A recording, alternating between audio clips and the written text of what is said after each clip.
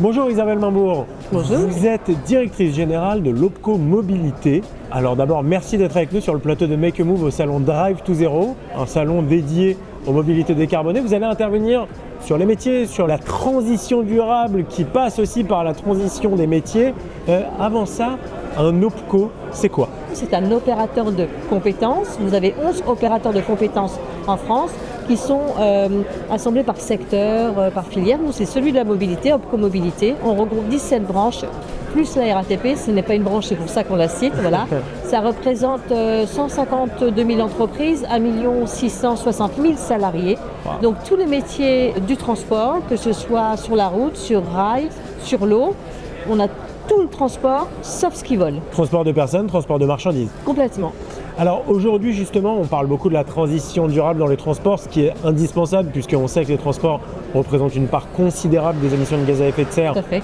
Au niveau mondial, au niveau européen et encore plus à l'échelle nationale dans le ratio bien sûr. Comment aujourd'hui ces modifications d'usage viennent transformer les métiers liés au transport et à la mobilité? On a deux étapes dans la vie d'un véhicule, n'importe lequel qu'il soit. On a la partie construction et on a ce qu'on appelle la partie aval, c'est toute la partie distribution. À partir du moment où ça sort d'usine, on va dire, jusqu'à son recyclage, parce que maintenant c'est une obligation et c'est bien à l'Opco Mobilité qu'on a aussi les branches de recyclage. Et donc sur tous ces métiers aval, puisque l'amont c'est pas chez nous, sur tous ces métiers aval, on est impacté par l'amont, puisque c'est bien les constructeurs automobiles ou de véhicules industriels qui vont définir leur stratégie de motorisation. Et donc derrière, on doit adapter les compétences. Sur les compétences donc, liées à la maintenance des véhicules, voilà, quels qu'ils soient, hein, auto, moto, vélo, bateau, camion, autocar, autobus. Ensuite, la conduite, exactement de la même façon, puisqu'on ne conduit pas pareil un camion électrique qu'un camion au diesel. En éco-conduite, ce qui est extrêmement important. Et puis après, il y a un métier qui est un peu transverse à tout ça, c'est le métier du commerce, puisque on ne vend pas un autocar électrique, une voiture électrique, un vélo électrique, comme on vend, ou à l'hydrogène, comme on vend ou du thermique, essence ou diesel, oui, sans poser aucune... On le voit même pour les particuliers, là où les personnes avant disaient ok, je veux changer, je veux prendre des sièges comme ci, des options comme ça. Là, c'est quelle autonomie, quelle recharge. Et est-ce que c'est pas dangereux et quelle consommation je vais avoir de mon énergie. Voilà. Il y a véritablement une valeur ajoutée à réintégrer, que le commercial, quel que soit son nom dans les branches, que le commercial se réapproprie son métier de valeur ajoutée. Avec la bulle Internet qui a explosé, en fait, les particuliers arrivés en concession connaissaient déjà parfois mieux que le vendeur la partie technique de la voiture. Globalement, c'était le bon de commande, une remise. Voilà, ils venaient négocier la remise. On vient pour négocier. La totalité des constructeurs du coin. Donc là, des concessionnaires, c'est vraiment un métier à réapprendre en disant ma valeur ajoutée en tant que commercial, c'est de dire quel est votre trajet. C'est vraiment le conseil. Quel est votre trajet du quotidien? C'est quoi votre besoin? Est-ce que vous allez vraiment prendre une super grosse autonomie alors que vous faites une fois par an, je sais pas moi, la Normandie ou la Bretagne, etc. Voilà, donc on a une notion de conseil sur le type de batterie, d'autonomie, mais également sur l'usage final. Voilà. L'usage, la conduite, la recharge. Il y a énormément de questions. Alors nous, on le sait, au groupe Make a Move, on a aussi Electric Test Day, c'est un événement où on part partout en France faire tester des voitures électriques au grand public. Et c'est vrai que non seulement on voit que le grand public a des questions très différentes désormais lorsqu'ils viennent acheter leur véhicule, leur voiture, mais en plus, c'est vrai aussi que les concessions, les distributeurs automobiles, leur métier a vraiment changé puisqu'ils se retrouvent dans un métier beaucoup plus de conseil pour le coup que de vente et ont un accompagnement de la transition. Donc finalement, ces personnes-là qui sont sur le terrain, c'est eux que vous formez aujourd'hui pour que sur le terrain, ils puissent réussir à accompagner la transition durable. Alors on essaye alors nous on ne forme pas directement la finance, mais on est en charge aussi d'avoir une cartographie d'offres de formation qui est pertinente par rapport aux besoins. Et ce qu'on dit bien à tous les organismes de formation, ce qu'on dit bien à toutes les entreprises, à toutes les branches, etc., en fait on fait partie d'un tout, on est une chaîne. On ne peut pas travailler les uns sans les autres. Et donc, puisqu'il y a un impact direct sur les compétences, sur le maintien des compétences, mais sur aussi la transversalité des compétences, voilà. Et donc, c'est cette partie-là qu'on met en place et on leur dit, voyez, continuez à former sur vos besoins d'aujourd'hui, mais voyez à demain. Donc on a fait pas mal d'études, branche par branche, secteur par secteur, en leur donnant de la prospective et en leur disant, voilà, dans 10 ans, vous en serez là. Et on a surtout fait une étude pour savoir où ils en étaient à aujourd'hui. Et on s'est rendu compte que les entreprises de plus petite taille, parce que sur les 1 660 000 salariés, etc., 88% sont des entreprises de moins de 50 salariés.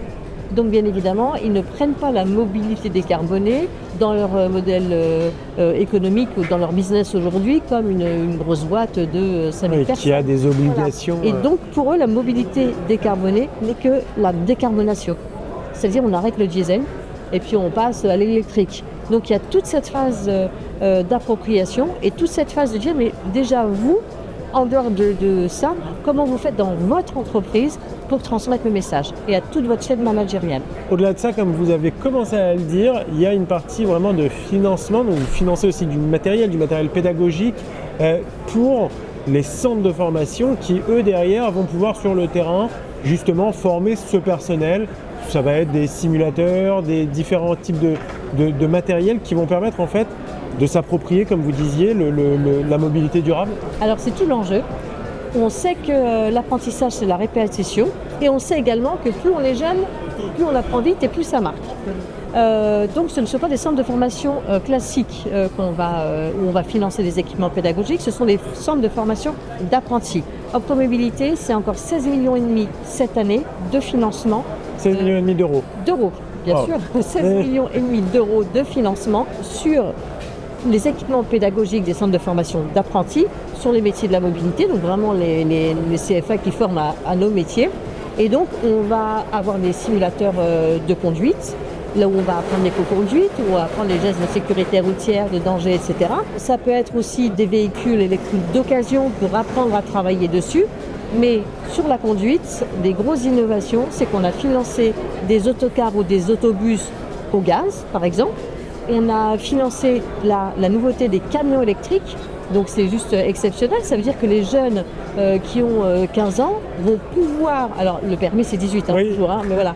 Mais s'ils font un bac pro c'est 3 ans, hein, voilà. Ils vont pouvoir dès leur plus jeune âge être sur des équipements déjà non courant sur toute la continuité de la chaîne, quoi. C'est juste exceptionnel. Alors effectivement, le permis c'est 18 ans, mais à partir de 15 ans, on peut quand même découvrir ce qui se passe sous un moteur de camion électrique, hydrogène, etc.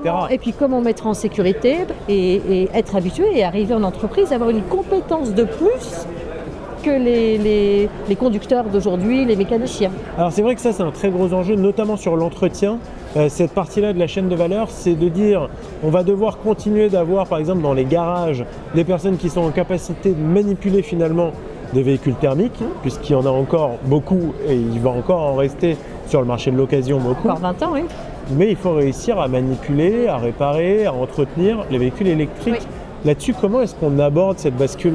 C'est la complexité, c'est de se dire il ne faut pas qu'on perde. Parce que tout le monde pense que du jour au lendemain, on va arrêter le thermique. Ben non, on l'a pour 20 ans. Donc surtout, gardez-nous nos mécaniciens d'aujourd'hui, continuez à les former sur les nouvelles technos, des nouvelles normes, etc. du thermique, hein, que ce soit gasoil ou essence. Par contre, on a déjà un parc de véhicules électriques qui commence à être intéressant. Donc on va former l'électrique. Une double compétence dans l'avenir, c'est encore mieux. Et il faudra toujours, même dans 5 ans, même dans 10 ans, former au thermique. Il faut penser double compétence, il faut penser point d'entrée. Et avec nos problématiques de recrutement, il faut plutôt les appeler avec l'argument déplacement vert, économie verte, etc. pour que ça puisse attirer les plus jeunes. Alors on a parlé des plus jeunes, mais il y a aussi toute la transition des métiers des moins jeunes. Les OPCO aident, financent, accompagnent des formations, comme vous l'avez dit, dans des CFA apprentis, mais aussi justement les centres de formation pour les salariés. Oui. Aujourd'hui, c'est quoi les formations sur lesquelles vous intervenez le plus ou à travers lesquelles vous accompagnez le plus de centres de formation ? C'est la mécanique, bien évidemment.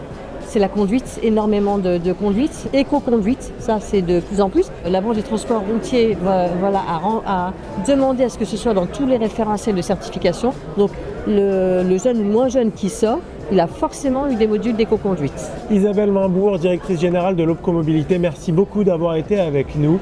Bonne continuation et puis beaucoup de choses encore à faire dans la filière des mobilités durables. Ça marche, merci.